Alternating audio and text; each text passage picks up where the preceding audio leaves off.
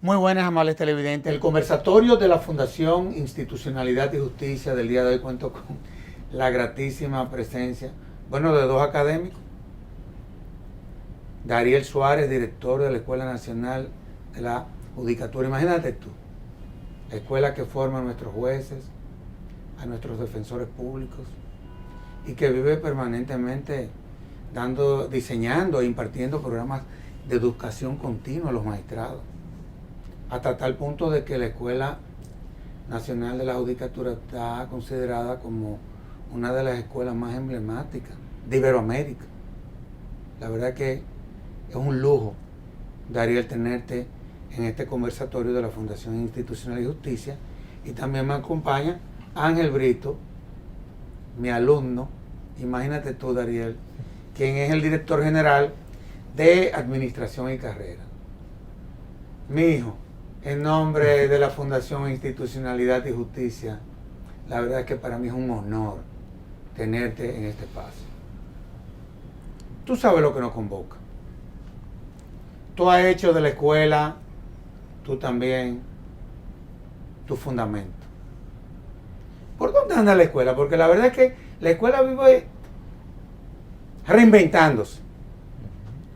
Más de una década, casi 2 décadas, y permanentemente está a la vanguardia en todo lo que tiene que ver con los programas de formación, e inclusive todo lo que tiene que ver con el diseño de concursos para aspirantes a jueces de paz. ¿Por dónde va el asunto, Dariel?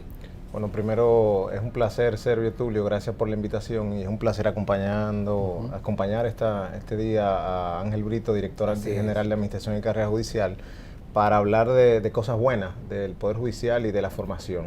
La escuela está en vísperas de cumplir 25 años. Eso es Cumplió increíble. hace pocos días 24 años de formar a los jueces y juezas, a los defensores y a miembros de la comunidad.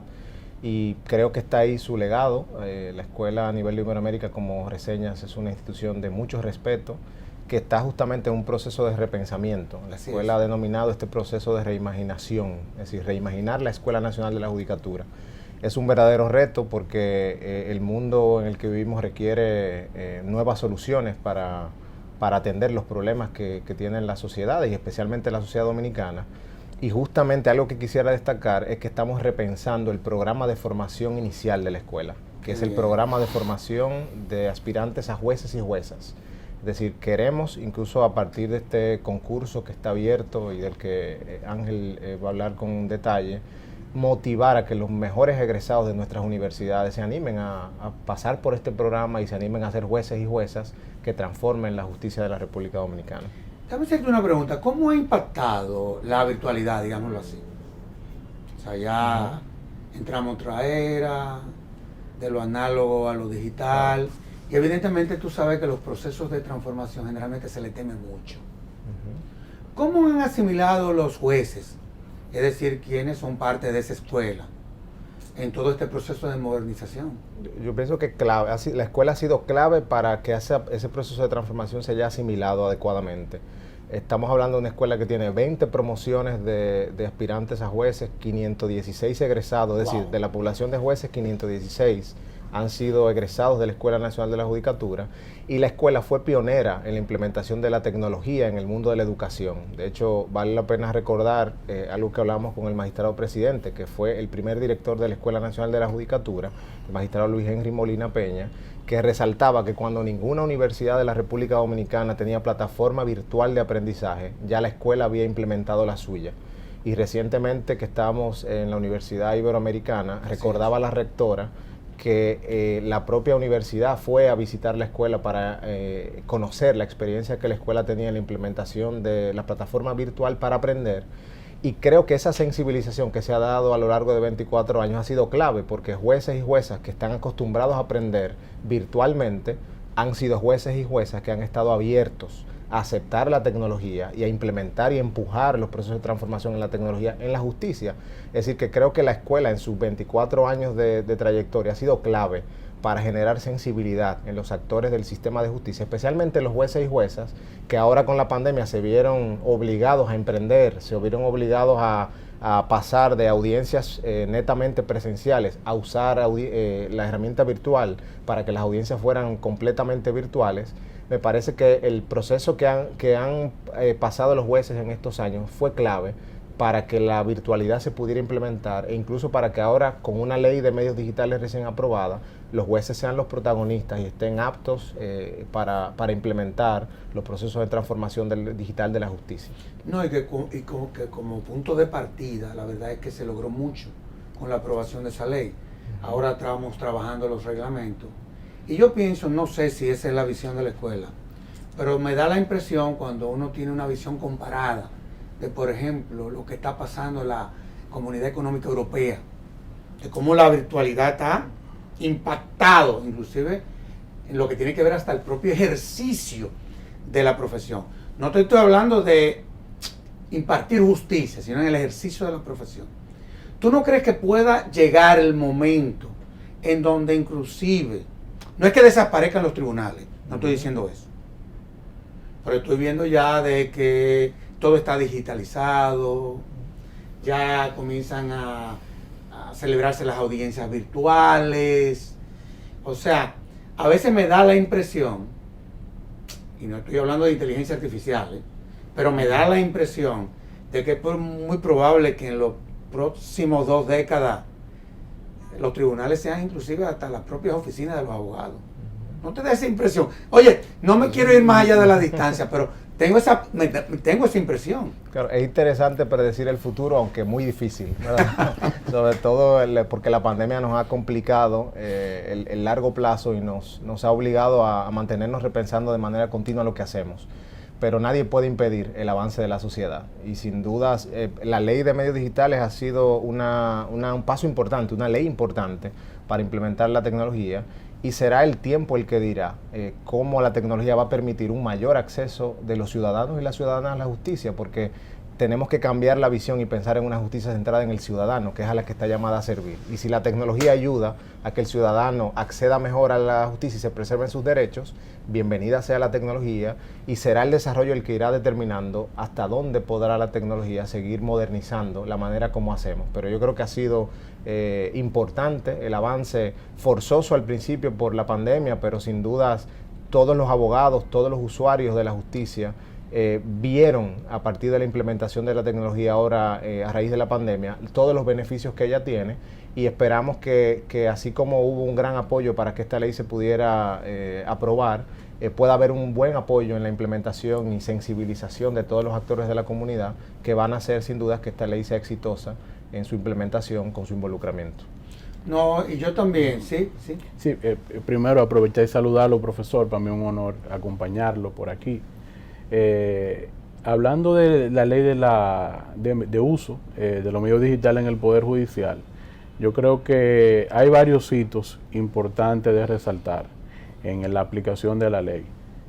El primero es, evidentemente, que es la primera iniciativa que pasa por el Poder Judicial y que logra ya una promulgación.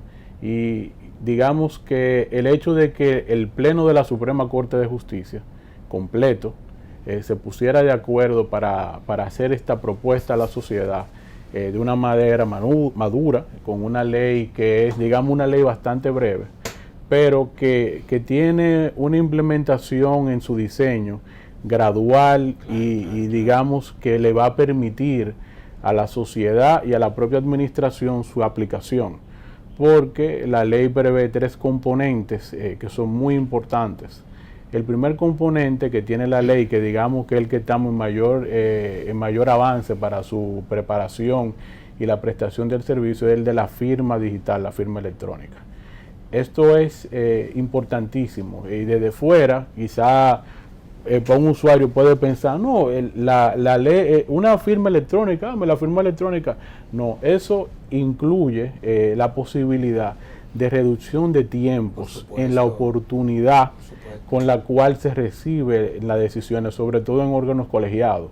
Nosotros todavía tenemos en muchas ocasiones que, evidentemente por la accidentación del territorio, tener jueces que prestan servicio en un distrito judicial para conformar colegiado, pero que por la propia conformación también son jueces de paz en otro lugar. Entonces, el trámite de la firma de las decisiones ahora mismo se ha reducido drásticamente. En tribunales grandes, evidentemente, en la propia Suprema Corte de Justicia, es ahí con un carrito de entre despacho a despacho para poder lograr una firma y la revisión, que si se devolvió o no una decisión, es un asunto que puede llevar desde semanas hasta meses. No, inclusive nosotros desde la fundación. Por ejemplo, mi consejo de directores es virtualmente que hacemos las reuniones y tomamos las decisiones. Y yo te quería preguntar, Ángel, sobre todo porque de nosotros tres tú eres el más joven y los jóvenes van más rápido que los que somos mayores. Hace 2 meses nosotros hicimos un congreso sobre el derecho y la tecnología. ¿Qué nos motivó? Precisamente esa ley que aprobó el Congreso, que fue una iniciativa de la Suprema Corte de Justicia. Tú hablabas de que es una ley simple y es verdad, pero es una excelentísima hipótesis de trabajo. Excelentísima hipótesis de trabajo. Se está hablando ya inclusive hasta de contratos inteligentes.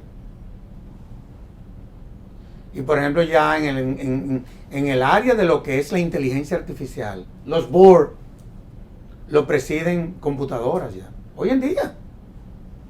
Que eso se tendrá que regular, porque a fin de cuentas hay situaciones que se van a presentar que terminarán en la justicia. De ahí la importancia que en esta semana el Colegio de Abogados celebrara una actividad magna, en donde lo que se percibió fue de que ya la clase jurídica se montó en el carril. Y eso es muy importante. Ahora, tú eres director general de Administración y Carrera. ¿De qué es de lo que se trata? Yo estoy con el director de la escuela, pero tú eres el director general de Administración y Carrera. ¿Tú estás adscrito a la escuela o tú estás adscrito al Consejo del Poder Judicial? La Dirección General de Administración y Carrera en el Poder Judicial agrupa un conjunto de funciones administrativas como tal dentro de toda la administración, tanto desde la gestión de todo el personal, de los asuntos financieros, de todos los recursos que necesita el Poder Judicial para funcionar, hasta temas de infraestructura, temas de lo que tiene que ver con el sistema disciplinario de los empleados que colabora en esa parte. También tiene que todo el componente legal de la parte administrativa y es un órgano de apoyo del Consejo del Poder Judicial y también un órgano asesor según la ley de carrera de la propia Suprema Corte de Justicia y cualquier otro ente del Estado en materia de carrera judicial. Es decir, que una dirección que tiene el soporte de todo lo administrativo del Poder Judicial. No, yo lo que veo, por ejemplo, uno que tiene tantos años, digo, yo no quiero revelar mi edad, uno que tiene tantos años por estos predios, y lo que estoy viendo es cómo la juventud está ocupando espacios que son clave en un poder del Estado que lo que quiere es modernizarse, y yo creo que eso es muy importante, en honor a la verdad. Cuando tú hablas de dirección de carrera, vámonos a la carrera ya. Por ejemplo, sobre lo que es tu dirección, ¿cuáles son tus atribuciones ya respecto a la carrera? Bueno, primero con el tema de la carrera y lo que hemos venido implementando en el tiempo, yo debo decir que yo he tenido 2 maestros que han sido directores de carrera, que son don Pablo Garrido y el magistrado Justiniano Montero, que es sobre quienes yo me monto y me asesoro. No, y quien ha jugado un rol estelar en todo lo que es este proceso de modernización, porque hay que ser justo. La gestión de la carrera judicial en la parte de administración, en la preparación de todos los procesos, le corresponde a la dirección de carrera y soporta en lo que tiene que ver con sus decisiones al Consejo y a la propia Suprema Corte de Justicia, que conserva la facultad de designación dentro de sus facultades administrativas y el Consejo presenta. El sistema de carrera, que evidentemente es una garantía que está diseñada primero para el ciudadano, porque el que no ha estado en contacto, como en su caso, que tiene tantos años ya trabajando con el sector justicia, no conoce de lo fundamental que es el estatuto de la carrera para el sostén de la democracia. Nosotros, así como en materia de formación en la Escuela Nacional de la Judicatura, hemos sido modelo en Iberoamérica, también en la implementación de la carrera, que ha sido muy fuerte en la República Dominicana desde el año 1998, también somos modelos. De hecho, por lo regular, siempre compartimos experiencia con otros países que están todavía iniciando el proceso y que no han pasado el tránsito de la República Dominicana de designación, por ejemplo, que se pasó de la designación de los jueces del Senado a la propia Suprema Corte de Justicia. Entonces, en la carrera nosotros tenemos, sobre todo, como principios, valores orientadores, que todo se haga ajustado a méritos, profesionalidad y capacidad. Entonces, eso se ve desde el ingreso de los jueces, que se da evidentemente por un concurso de oposición y por un extenso periodo de formación en la Escuela Nacional de la Judicatura, hasta ya el proceso de designación de los propios jueces, que se le presenta la posibilidad de elegir la plaza por la calificación que obtuvo en ese proceso en la Escuela Nacional de la Judicatura, para luego su mantenimiento en base a la evaluación del desempeño, que es lo que le da la legitimidad al juez de que está prestando el servicio como debe de ser, como también los derechos y prerrogativas que tienen los jueces y que están previstos en la ley, y que son lo que componen como tal la posibilidad de que ese juez y jueza se sienta empoderado para poder brindar el servicio con independencia e imparcialidad. Ahora, ¿los concursos se diseñan desde la escuela o desde la dirección de carrera? Los concursos, la ley y el reglamento de carrera lo atribuyen a la dirección de carrera y compartimos el proceso con la asesoría de la Escuela Nacional de la Judicatura, que evidentemente tiene el rol constitucional de la formación inicial de los jueces. Digamos que se da un proceso de llamado a concurso que maneja la dirección de carrera para ingresar a la escuela, pero que el ingreso a la escuela no es una designación de juez, sino que el inicio del proceso de formación, que una vez concluye, es que puede ser presentado entonces a la Suprema Corte de Justicia para designación. Déjame ver si formulo la pregunta desde otro ángulo. Ya que tú hablabas del rol. ¿Qué rol?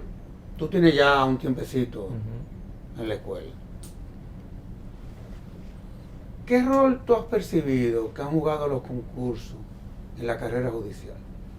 Te pregunto. Es una excelente pregunta, Sergio, porque me permite hilvanar con lo que decía el director de carrera. ¿De dónde pasamos? Pasamos del 1994, de una reforma constitucional que le quita la atribución al Senado de los jueces, o sea, la designación de los jueces, que era una atribución del Senado de la República, pasa a la Suprema Corte de Justicia. Y una ley de carrera judicial del año 1998 crea la carrera judicial y crea la Escuela Nacional de la Judicatura y la obligatoriedad de pasar por un proceso de concurso. Yo quisiera resaltar eso, porque creo que, es decir, 20 y pico de años después, 24 años después de creada la escuela, es un proceso que me parece que merece una reflexión ponderada. Yo creo que es una revolución silente a la que la ciudadanía común no ha prestado, me parece, la debida atención, pero es muy importante porque los jueces pasan de ser designados por el poder político a pasar por un proceso de concurso y a ganarse por su propio mérito su plaza. Es decir, el juez pasa por un proceso de concurso que es fundamental, es decir, porque el concurso es una competencia pública donde tiene que mostrar méritos y pasar por distintas fases de prueba y luego tiene que pasar por un proceso de capacitación que en el caso actual son 2 años de formación en la Escuela Nacional de la Judicatura, y el que apruebe entonces es juramentado e ingresa a la carrera judicial. Yo creo que eso vale la pena tomarle esa fotografía. Eso es un paso importante y que ha sido revolucionario para la República Dominicana, para la democracia dominicana, porque de manera silente hemos pasado a un proceso formal de profesionalización de la judicatura de la República Dominicana. Si usted quiere ser juez en la República Dominicana, se tiene que fajar y tiene que pasar un proceso transparente, abierto, público, y tiene que pasar por un programa de capacitación. Y por tanto, el concurso ha sido clave, me parece. Yo creo que la profesionalización es algo deseable. si bien puede ser, sobre todo en las altas cortes y en la mayoría de los países del mundo, se mantiene un componente político, hay un componente político en la designación. En la judicatura dominicana se ha reducido enormemente ese componente político, incluso en la Suprema Corte de Justicia, porque también a partir de reformas constitucionales, la mayoría de los jueces de la Suprema Corte de Justicia tienen que provenir de la carrera judicial. O sea que, tratando de responder a tu pregunta, el concurso, que es la puerta de entrada, ha sido clave para fortalecer la independencia de jueces y juezas, es decir, porque para ser juez o jueza en la República Dominicana, el mérito es suyo, es decir, usted tiene que esforzarse, y ha contribuido a la profesionalización porque, y creo que vale la pena citar al magistrado presidente también en este sentido, que dice que sin temor a equivocarse, el cuerpo de jueces y juezas y el Poder Judicial en general es el cuerpo probablemente más profesionalizado que tiene la República Dominicana, porque ahí está el esfuerzo de la Escuela Nacional de la Judicatura de 24 años de formación, no solo de los jueces y las juezas, sino de todo el personal administrativo del Poder Judicial, y también de un actor clave como es el defensor, defensora pública y todo el personal de la defensa pública en el país. No, y a mí me consta eso ahora. Tú has hablado mucho y has citado mucho los benditos 24 años de la escuela.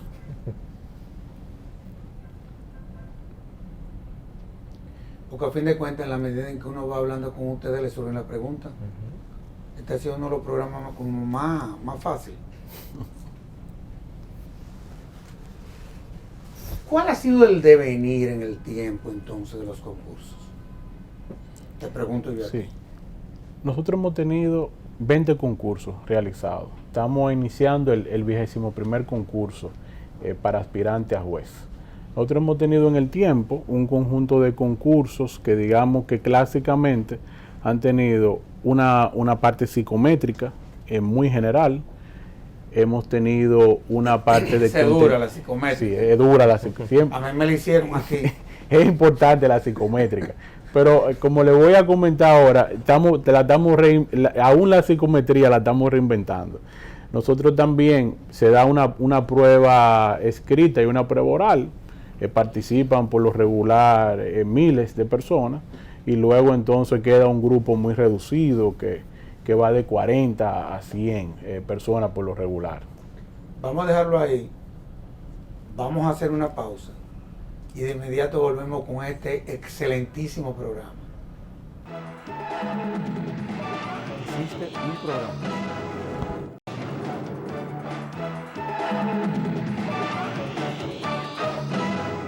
La verdad que uno conversando con ustedes, uno llega a la conclusión de que los jóvenes se sienten más seguros que los adultos aún con sus experiencias. Honestamente se lo digo. Y los felicito a los dos por Gracias, profesor. los niveles de formación y por el compromiso que sin lugar a duda lo tienen con la educación del sistema de justicia en la República Dominicana. Los felicito de verdad. Escúchame que te interrumpiera, Ángel. No.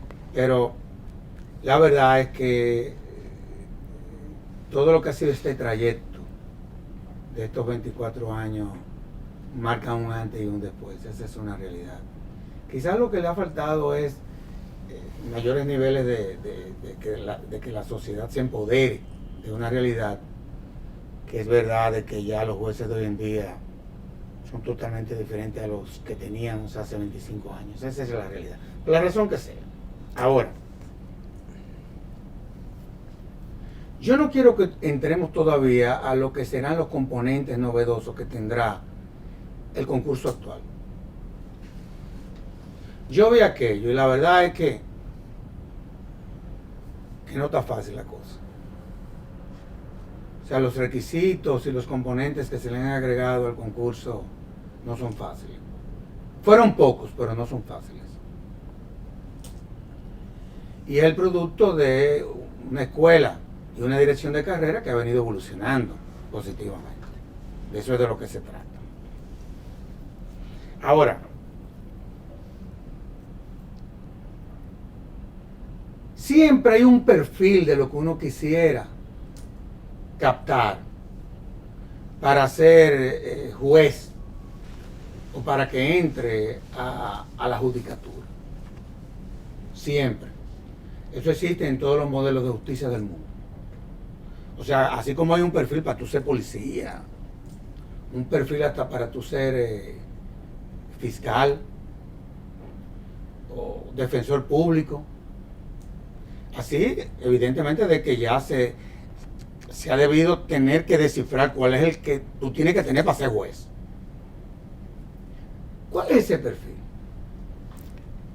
Nosotros queremos, y es parte de lo que vendrá en el concurso, trabajar con ese perfil en cuanto a la persona que asume la función de juez. Nosotros hemos venido, y con ese devenir de esos ya 516 egresados, teniendo excelentes resultados en la profesionalidad del juez, realmente que es indiscutible, pero también, si se quiere, la tiranía del mérito genera en algunas ocasiones una distancia con la cercanía que demanda un servicio tan importante como la administración de justicia. Entonces, esa persona con los niveles de humildad que debe de llamar un servidor público a tener, son elementos esenciales a determinar en las competencias blandas que debe tener un integrante de la carrera judicial, porque estamos hablando de que queremos un juez que debe, en un ideal, durar entre unos 30 y 40 años en el servicio, para que pueda llegar a los niveles de madurez óptimos y que el Estado le pueda servir realmente en ese periodo prolongado. Yo hago la pregunta porque, por ejemplo, uno fue defensor público no, abogado de oficio, y fue también Ministerio Público. Pero yo no me veo nunca en mi vida siendo juez, ¿no? Eso es muy complicado. En honor a la verdad, Primero me moriría de pena, porque los jueces no pueden hablar, prácticamente. O sea, allá hay ya una limitación. Entonces, en todo lo que son esas evaluaciones que se hacen, en principio, ¿ustedes pueden determinar eso? Sí, bueno, creo porque que una cosa es que uno se entusiasme y que uno quiera aspirar a hacer algo en la vida, pero a fin de cuentas probablemente por lo que hay dentro de ti. Claro, hay un doble filtro, porque lo que no detecte el concurso lo detectará el programa de formación. Ya. Yo creo que, por ejemplo, habría que poner el punto sobre ahí en la integridad. Si hay una característica clave, el director de carrera mencionaba el servicio al usuario, yo creo que es clave. Es decir, nosotros estamos pensando en una persona con capacidades cognitivas claras, pero estamos pensando en una persona. El juez, si yo fuera ciudadano, querría que fuera persona, ante todo, sensible ante las necesidades de los usuarios, especialmente de las personas en condiciones de vulnerabilidad. Pero el ciudadano quiere que sepa derecho también, porque el juez va a aplicar el derecho y las partes traerán las circunstancias sobre las que tendrá que decidir. Pero yo creo que valdría la pena poner el dedo en la integridad. Creo que es clave, porque una persona sin integridad, nos hemos esforzado en trabajar el tema de la ética judicial dentro del proceso de formación de la escuela. Ha sido tradicional así, y en el nuevo programa de formación, de hecho, la integridad es una ficha clave, porque se puede ser juez de la República Dominicana, pero se tiene que ser íntegro para ser juez en la República Dominicana. Y lo que el proceso de concurso no detecte, entonces tenemos la responsabilidad en el proceso de formación de detectar, y quien no sea íntegro, sin duda no puede ser juez. Es decir, que yo creo que valdría la pena resaltar ese doble filtro. El concurso trae novedades, creo que el director va a precisarlas, pero creo que no basta el concurso, hay que pasar por un proceso de formación, e incluso hay que decir que luego de egresado del programa de formación, el rol de carrera es vital, el rol de los órganos del Poder Judicial, porque esto es una evolución constante. No, y lo que decía el profesor es fundamental, porque es que hay limitaciones que se asumen con la función pública, y sobre todo en el caso de los jueces.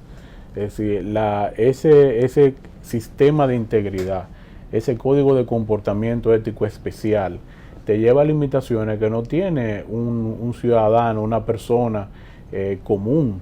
Entonces, eso hay que abrazarlo, entenderlo y modelarlo a la sociedad, porque como árbitro de los conflictos, se debe de entender que yo tengo el uso de las redes sociales, pero la tengo como juez, porque yo no dejo de ser juez en el momento que me estoy expresando, no dejo de ser juez en el momento que comparto. Si se quiere, se puede sentir como una visión ciertamente un poco conservadora, porque no dejan de ser personas y de compartir, pero sí también tienen que entender que en cada momento, en cada paso, está reflejando la imagen del Poder Judicial en él y con ello la propia estabilidad de un sistema de justicia que es fundamental para cualquier Estado. Ahora, estos procesos cuestan. O sea, uno tiene que... hay técnicos que trabajan en él. Todo es un proceso en donde entran cientos de personas. Cuesta tiempo. El tiempo es dinero. Cuesta espacio. Los espacios son dinero. Y bueno, y finalmente sale el producto de lo que fue finalmente el proceso. ¿Qué porcentaje de quienes pasan todas estas pruebas terminan retirándose? Porque muchas veces yo he visto, por ejemplo, muchachos en la universidad que luego de 2 años de estar estudiando Derecho dicen, concho, yo no doy para esto. ¿Qué porcentaje pasa en la escuela de la judicatura? Porque la verdad es que sería penoso, y te lo digo porque a fin de cuentas el que llega hasta ahí es porque tiene el perfil. Entonces, ¿qué porcentaje sería? No sé si en el caso del concurso como tal, que es la primera etapa, ahí se descarta más del 90% de quienes se presentan, porque estamos en una etapa inicial. Digamos, en la Escuela Nacional de la Judicatura, sí es el que logra ya ingresar a la Escuela Nacional de la Judicatura. Son pocos los que se retiran, es muy raro, es decir, estamos hablando de que más del 95% debe terminar el programa. Salvo alguna falta, de nuevo, con el tema de la integridad. Bueno, pero claro. La mayor parte de los que ingresan culminan. Pero yo quisiera resaltar algunas cosas. Para mí esta va a ser la primera experiencia de concurso en el Poder Judicial. Y eso me da muchísimas expectativas, sobre todo porque si se mira las bases, de nuevo, mirándolo como un observador externo, se puede ver el nivel de profesionalidad que se ha intentado traer a cabo para el proceso. Es decir, se quiere que sea un proceso transparente, se quiere que sea un proceso donde al finalizar cada etapa se puedan saber los resultados de manera transparente, abierta. Se quiere que los exámenes que se utilicen para evaluar sean pruebas estandarizadas, no son pruebas locales. De hecho, la primera, y ahí tal vez me adelanto un poco al tema del director, pero la primera, que es el College Board, es una prueba estándar que se utiliza en las universidades para ingresar. Fíjese que incluso el nivel que se requiere para ser juez es el de abogado, por lo menos, con 2 años de ejercicio profesional. Yo tuve que tomar esa cuando estudié fuera. Correcto, pero aquí en algunas universidades locales, para ingresar a algunas carreras, y en algunas universidades para todas las carreras, hay que pasar el College Board. Por supuesto. Entonces, digamos que es un requisito mínimo, y es una prueba estándar que se corregirá de manera internacional y se publicarán los resultados. Y el que no llegue a ese nivel mínimo no puede seguir avanzando, porque yo también querría que los jueces de mi país sean profesionales y que sean las personas mejor preparadas, y creo que el concurso transmite esa idea. No, y además eso rompería con la meritocracia, con la misma integridad de la cual nosotros estábamos hablando. En fin, ahora, a mí me gusta mucho hablar de las competencias. Cuando uno está planteando este tipo de procesos, que es con lo que tú has trabajado mucho eso. ¿Qué competencia debe tener, por ejemplo? El juez del siglo XXI no es el del siglo XX, ¿eh? No. Vamos a tenerlo bien claro. Además, tenemos que ir captando personas que sean menos resistentes a los cambios. ¿Ok? Que van a venir y hay que darle la bienvenida. Ya esto cambió. ¿Cuáles son esas competencias? Bueno, hay muchas. Hay competencias que son técnicas, sin duda disciplinares principalmente, pero yo quisiera resaltar unas que se van a rescatar tanto en el concurso como el programa, que son las habilidades blandas. Es decir, el juez tiene que tener aptitud para trabajar en equipo. ¿Pero aptitud con P? Sí. ¿Con P? Sí, sin duda. Es decir, va a ser formado, de hecho, para fortalecer esa competencia de trabajo en equipo. Correcto. Tiene que formarse en estrategia para adquirir las competencias de trabajo en equipo, también la capacidad de utilizar la tecnología, es decir, tener adaptabilidad para adaptarse a la evolución de los cambios tecnológicos. es un juez, una jueza que tiene que tener una aptitud también para el servicio. Es decir, que tiene, y en el proceso de formación... Eso casi es una vocación. Sin duda, pero también se puede formar, se puede desarrollar y hay niveles de dominio de esas competencias. Sí, se cultiva mucho eso también. Correcto, o sea que solo por citar algunas, pero principalmente el programa de formación pone énfasis en las habilidades blandas, porque bueno, el proceso de concurso va a fortalecer las competencias técnicas. De nuevo, se evalúa el mérito, usted sabe derecho, ha egresado de una universidad, ha ejercido el derecho, ha pasado el programa de formación, va a recibir formación en derecho, de nuevo porque las competencias disciplinarias son importantes, pero va a recibir fortalecimiento de competencias blandas que van a permitir que usted sea un juez más abierto, más servicial a la comunidad y que pueda prestar sus servicios con mejor calidad a la ciudadanía. Sí. Hay 3 elementos también que yo quería resaltar, profesora y Dariel. Uno de ellos es la dirección de personas. Nosotros tenemos una estructura todavía vigente tradicional de la Ley de Organización Judicial, donde tenemos tribunales, tenemos pequeñas unidades de gestión que encabeza un juez. Entonces, si no hay una dirección de personas correcta, entonces no va a haber un servicio, se generan conflictos, no sale ni siquiera una certificación en tiempo, hay que supervisar la labor y sentirse parte de lo que está pasando en el tribunal. Entonces, esa dirección de personas es fundamental. No digamos que vamos a tener la dirección de personas de un presidente de corte, de un presidente de una cámara, pero desde el inicio debe de haber una aptitud hacia poder dirigir personas que es fundamental. Nosotros vivimos en un contexto de un país donde hay una alta litigiosidad. Entonces, por eso es imposible que por bueno que se sea en entender el derecho, en dar razones, argumentar, no se tenga una orientación a resultados. Nosotros necesitamos un juez que tenga conciencia de la entrada y que pueda implementar estrategias para brindar oportunamente la respuesta a los usuarios, porque nosotros lo que estamos trabajando es como lema, es permear a la justicia de tener una justicia al día para garantizar la dignidad de la persona. No aquello de que lo que me quedó en estado de fallo es lo que debe de salir, sino que hay que gestionar un tiempo en lo que ese proceso que le cuesta al Poder Judicial mantener un proceso de manera prolongada, y hay que tener esa orientación a resultados, y además poder ese juez tener una sensibilidad con el usuario, es decir, una orientación también al servicio en cómo se da ese trato a las personas. Entonces, todo eso es lo que nos puede llevar a conjugar, digamos, el siguiente nivel de madurez que requiere la justicia en este momento en la República Dominicana, y con ello, como bien usted decía, el juez del siglo XXI. No, y además es que, hay lecciones que hay que aprender, hay lecciones aprendidas. Tú hablabas de los altos niveles de litigio que hay en el país, que es una cosa impresionante. Yo creo que nosotros debemos de tener uno de los niveles más altos del mundo. Porque la propia ley te da una serie de herramientas para tú solucionar conflictos, para evitar de que entren al sistema. O sea, la verdad es que hemos cargado a los jueces de una forma tal, yo diría que es un acto de crueldad. Es decir, todo lo queremos judicializar.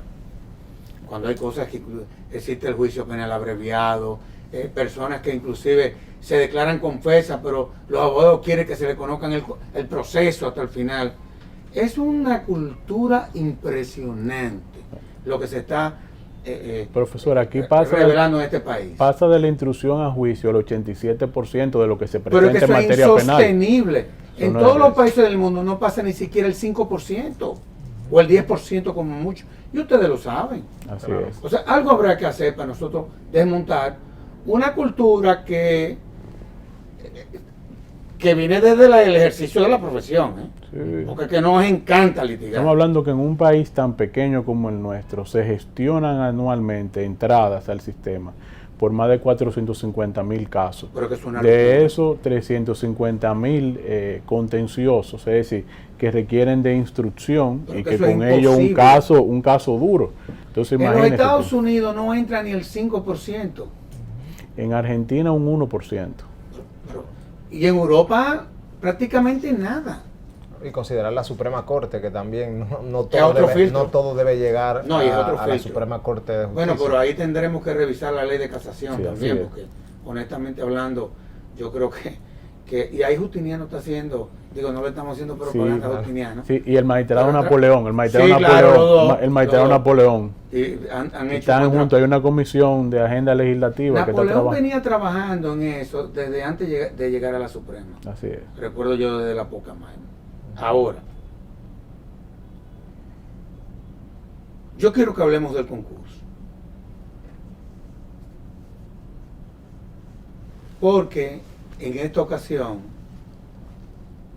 se ha diseñado un proceso. Yo no voy a decir que sea ni complicado ni difícil, pero sí riguroso. Y que él mismo lo que procura es garantizar que quienes califiquen, ¿verdad?, tengan esas competencias, tengan esos niveles de integridad, etcétera, etcétera, etcétera. Yo leí eso. La verdad que eso es el que le cae un pie capaz de rompérselo en 1000 pedazos. Esa es la realidad. Yo quiero que tú me hables, pero de manera detallada. Es más, yo quiero que tú utilices este espacio para motivar a aquellos que quieran ser parte de un proceso como ese. Si hay tiempo, cuáles son los tiempos, de qué es de lo que se trata. Bueno, estamos hablando de una revolución en materia del concurso, porque lo primero que se ha diseñado para que se pueda espaciar en el tiempo y que el que participe del concurso pueda conocer realmente en la escuela a qué va. De hecho, que pueda tener mejores incentivos mientras está en la Escuela Nacional de la Judicatura, de modo que nadie tenga que hacer un sacrificio tan elevado como hacía mientras estaba en la escuela. Vamos a partir de ahora, nos quedan unas 3 semanas todavía para recibir, simplemente postularse con su documentación básica que lo acredite con los requisitos mínimos que tiene, evidentemente, después de estar debidamente graduado, de tener el S4 por 2 años, así que hay un conjunto de requisitos mínimos que son lo que establece en la ley para presentarse.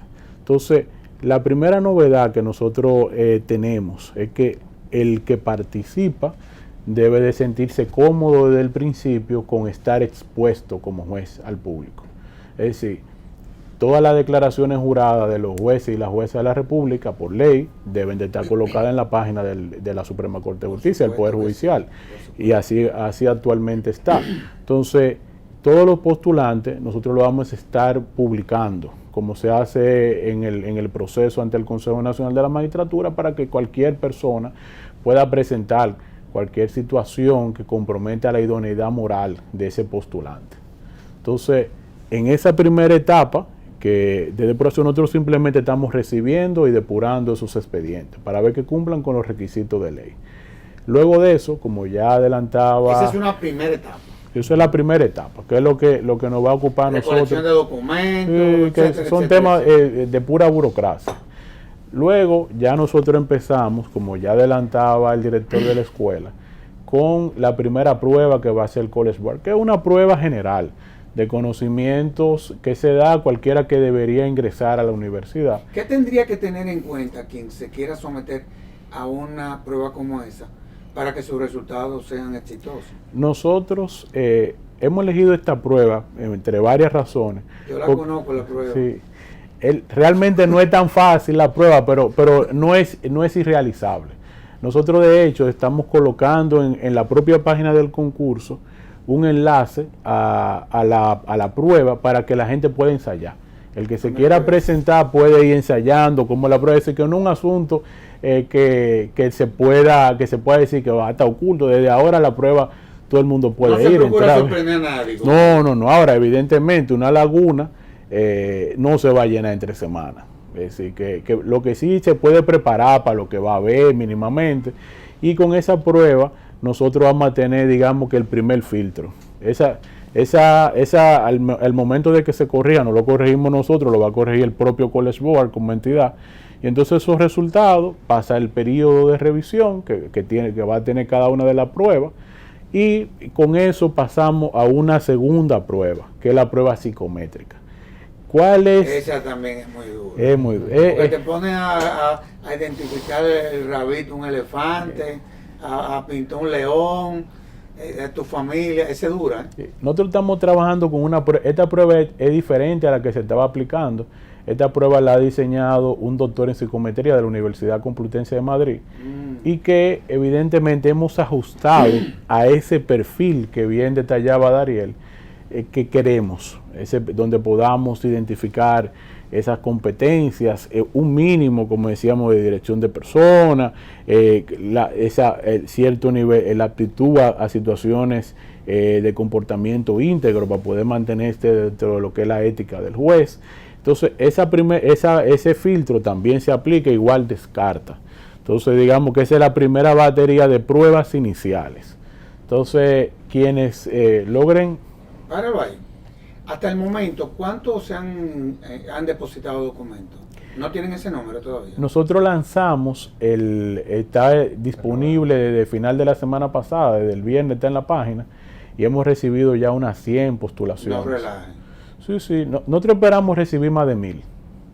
Esperamos recibir más de 1000, porque ya concurso, el último concurso es del 18, y entonces ya ha habido una cantidad de profesionales nuevos y otros que quizá hayan encontrado su vocación por venir con nosotros a esta bonita labor de impartir justicia. Claro.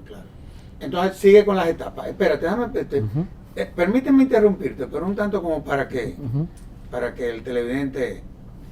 Tú sabes que el derecho se aprende estudiando, pero se ejerce pensando. Si hay una cosa que se parece a las matemáticas, es el derecho. La gente no me lo cree, pero es así. Nada más hay que entrar a la teoría de las obligaciones. Que ahí es que dura la cosa.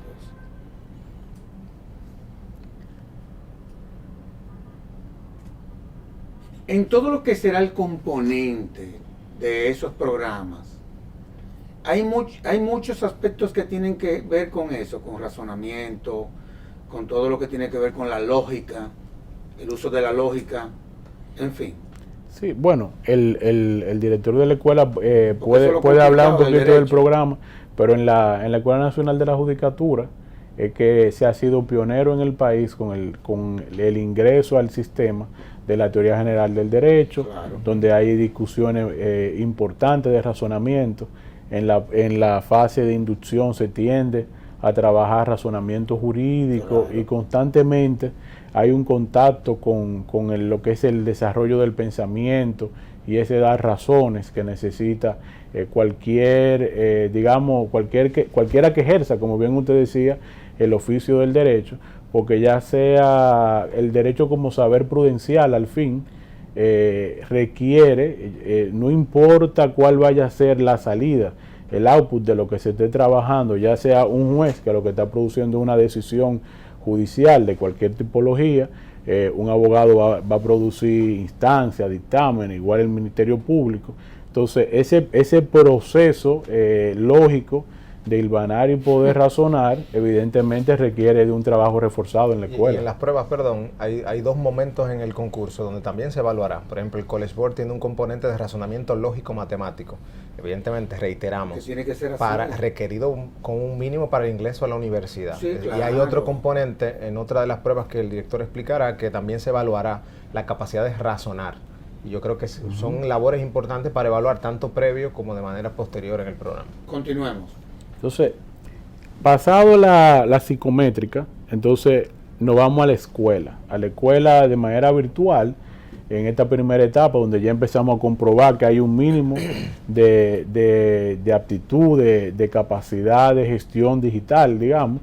Entonces, ahí en la escuela vamos a tener un curso que va a estar dentro del concurso y donde se le va a mostrar cuál es el rol del juez, se le va a mostrar el tema de la ética del juez, se le va a presentar el temario, que es un temario que no pretende abarcar todo el derecho, sino digamos que temas muy concentrados, y que es lo que se va a ver en la prueba, tema de derecho constitucional, del proceso constitucional civil, tema muy sustantivo, porque la idea no es encontrar una persona que pueda hacer grandes botellas, como se dice coloquialmente, sino que tenga la capacidad de racionar. Hablaste de derecho civil, teoría general de derecho, procesal civil, derecho penal. Bueno, no sé si es duro el procesal civil.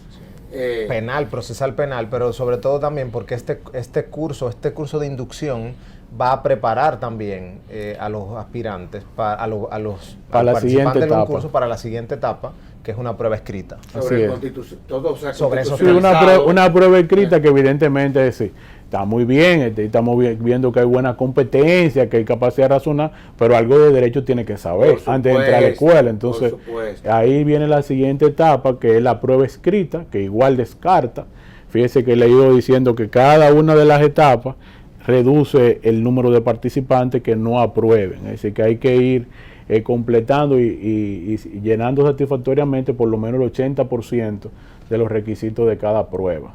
Entonces, ya pasada esa prueba escrita, que se va a aplicar también de manera, aunque de manera digital, se va a aplicar presencialmente, vamos a la última etapa, donde nos va a acompañar, además de todo en el proceso, y yo creo que una novedad importante que no habíamos resaltado todavía, que tenemos un cuerpo que nos va a acompañar en la gobernanza del concurso, donde está la propia Fundación Institucionalidad y Justicia. El honor es nuestro, profesor, de verdad. Tenemos también el Colegio de Abogados, que se está integrando. Vamos a tener a los 5 primeros jueces del escalafón judicial, que es una novedad de fortalecimiento de la carrera que venimos implementando desde el año pasado y que estaba pendiente desde 1998 en la implementación de la ley de carrera judicial. Y además vamos a tener un representante de la Comisión Académica de la Escuela que va a estar acompañando a la escuela y a carrera en todo el desarrollo, en el devenir del concurso. Y esa comisión es que va entonces a hacer una valoración de la prueba oral. Esa prueba oral, porque el juez tiene que comunicar necesariamente en una audiencia, entonces tenemos que comprobar que hay una facilidad de explicación mínima de algún contenido jurídico oral que se va a verificar, y también con un conjunto de expertos certificados en competencias. Entonces se realizará una entrevista que tendría ya un puntaje menor a ese componente jurídico para validar aquellas aptitudes que se habían verificado en la psicométrica.